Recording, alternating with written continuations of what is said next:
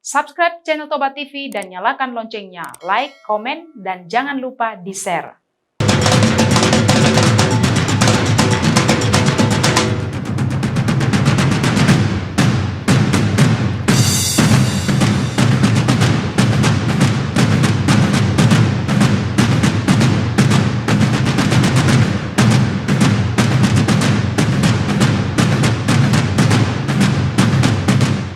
Indonesia terkenal sebagai negara yang sangat beragam bahasa, suku, dan budaya.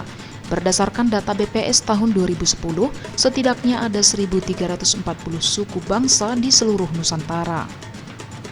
Keberagaman ini imbas dari banyaknya suku bangsa yang mendiami wilayah Indonesia dari Sabang sampai Merauke.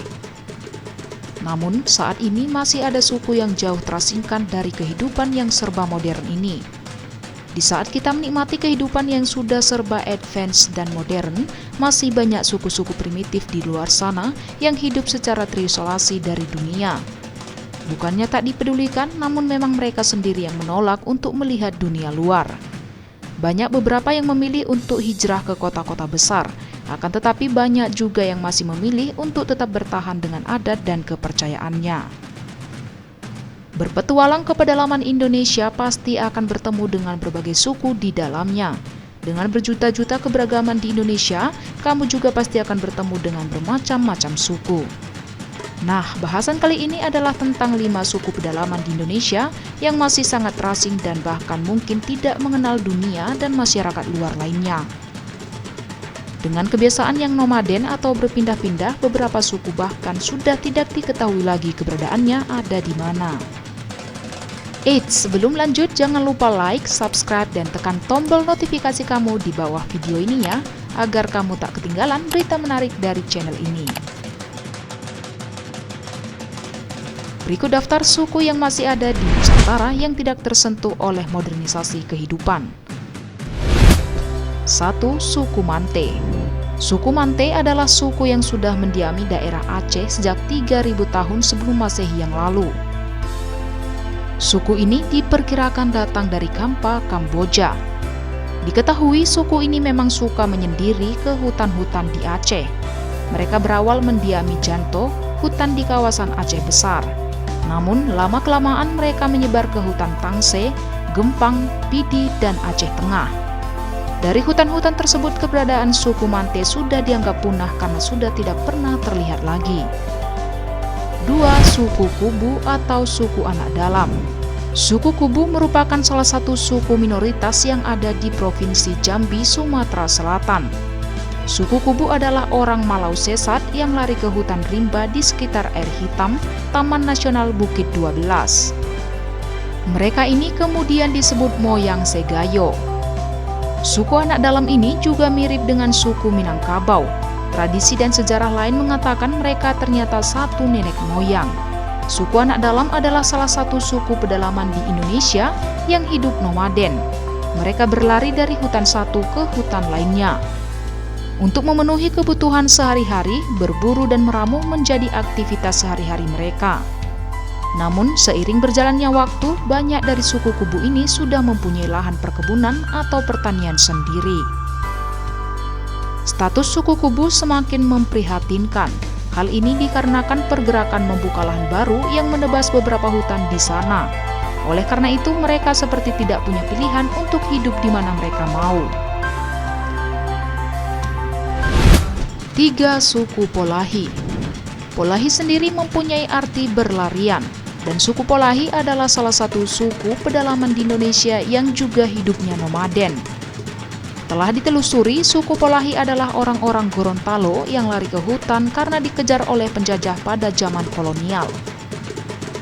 Karena pemimpin suku tersebut tidak ingin dijajah oleh kolonialisme, mereka lari ke hutan dan belajar menyesuaikan diri dengan alam. Dan sampai saat ini keterasingan mereka menjadi ciri khas, karena mereka benar-benar menutup diri dari dunia luar.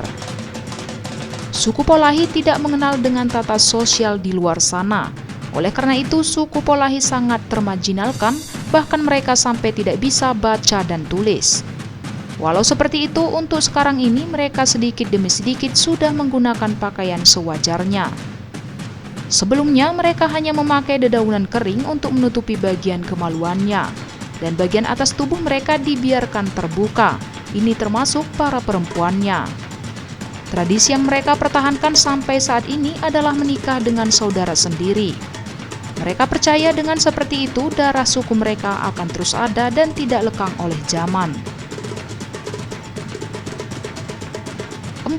Suku Korowai. Suku Korowai hidup jauh dari keramaian sejauh 150 km dari Laut Arafura di kawasan hutan. Mendiami wilayah Kaibar, Kabupaten Mapi, suku Korowai bahkan tidak mengetahui keberadaan manusia lain selain kelompok mereka sendiri. Berpopulasi 3.000 orang, suku Korowai merupakan salah satu suku pedalaman di Indonesia yang mempunyai cara hidup yang unik. Keunikan utama yang mereka punya terletak di tempat tinggal mereka. Mereka tidak tinggal di sebuah rumah yang menempel dengan tanah, melainkan rumah di atas pohon yang sangat tinggi. Ketinggian rumah tersebut bahkan sampai 50 meter dari atas tanah.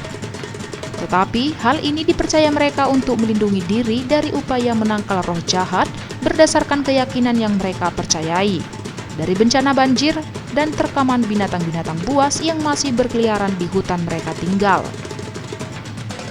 Suku Korowai memenuhi kebutuhan hidup mereka dengan mengolah sagu hingga memburu babi.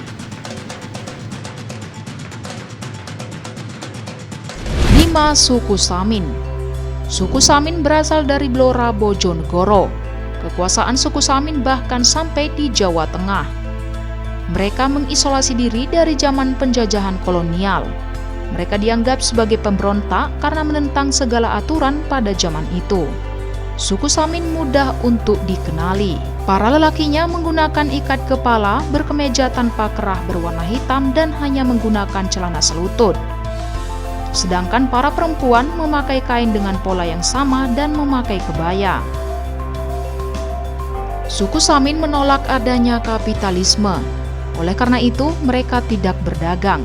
Selain itu, suku Samin tidak bersekolah. Tidak heran jika mereka tidak bisa membaca atau menulis.